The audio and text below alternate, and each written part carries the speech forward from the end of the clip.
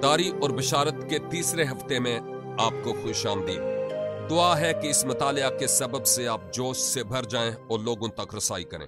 इस दौरान खुदा आपके दिल को और आपकी जिंदगी को नया बनाएगा और अजीम काम होगा।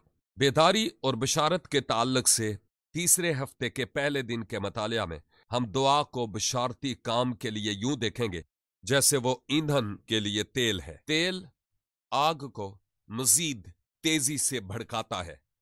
आग रूहुल कुदस का वो काम है जो हमारे मन में होता है, लेकिन उस आग को भड़काने के लिए तेल दुआ है। लिहाजा खुदा चाहता है कि हमारे पास काफी मकदार में तेल हो ताकि ये आग और ज्यादा तेजी से भड़के। जब हम सही किस्म का तेल डालेंगे तो खिलाफे तवक्के काम होगा। मेरी अपनी खिदमत का आगाज ही बेदारी के तजर्बा से हुआ और उसका सबब यह था कि मुझे बेदारी और बिशारत के लिए बोझ था, क्योंकि इनका एक दूसरे से ताल्लुक है। मैंने पहले हफ्ते में आपको बताया कि मोनराय लुजियाना में बेदारी का आगाज कैसे हुआ। यहां मैं जरा तफसील बताता हूं।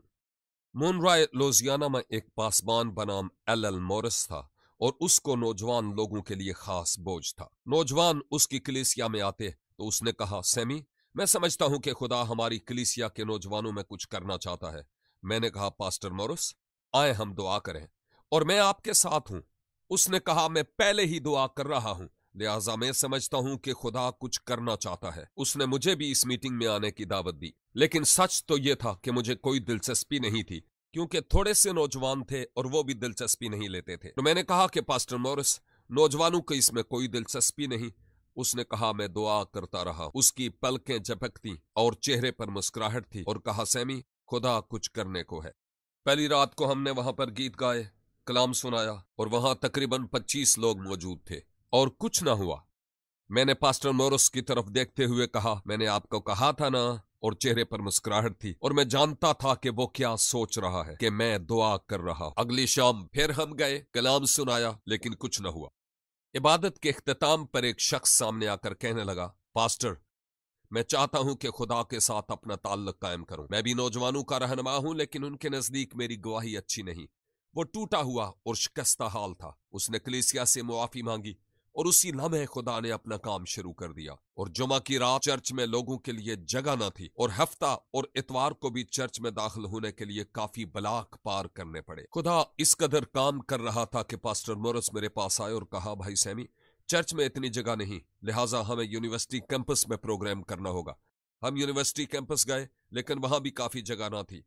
हम एक से दूसरी जगह जाते रहे और फिर पास्टर मोरिस ने कहा, चलो जाकर लुजियाना के साबका गवर्नर से बात करते हैं, जिसका मकामी टेलीविजन भी है। मैंने कहा, ठीक है, लेकिन मैं नहीं समझता कि वह हमारे लिए कुछ करेगा। पास्टर ने कहा, मैं दुआ करता रहा और खुदा कुछ करने वाला है। हम गवर्नर के पास गए और उसने हमें 15-15 मिनट के 2 प्रोग्राम दिए कि जैसे चाहो इन्हें इस्तेमाल करो। अब मैं आपको बताना चाहता हूं कि खुदा ने इस शहर में क्या किया।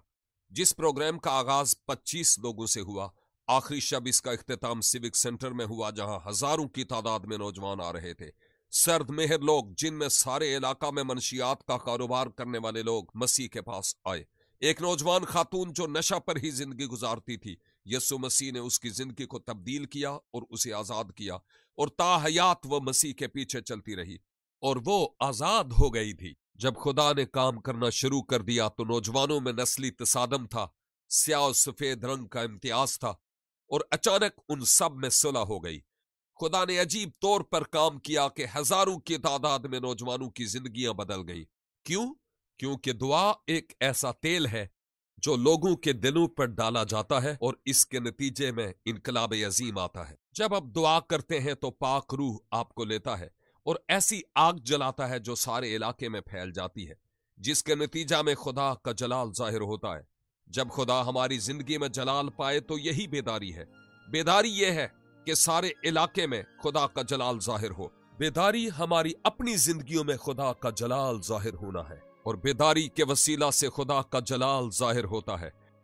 बेदारी हमारी कलीसिया में खुदा के जलाल का जाहिर होना है। लिहाजा आग के जलने के लिए जो तेल डाला जाता है वो दुआ ही है। लिहाजा आप ऐसे दुआ करें जैसे इससे पेशतर कभी नहीं की, ताकि खुदा का जलाल जाहिर हो और फिर आप देखेंगे कि खुदा क्या करेगा।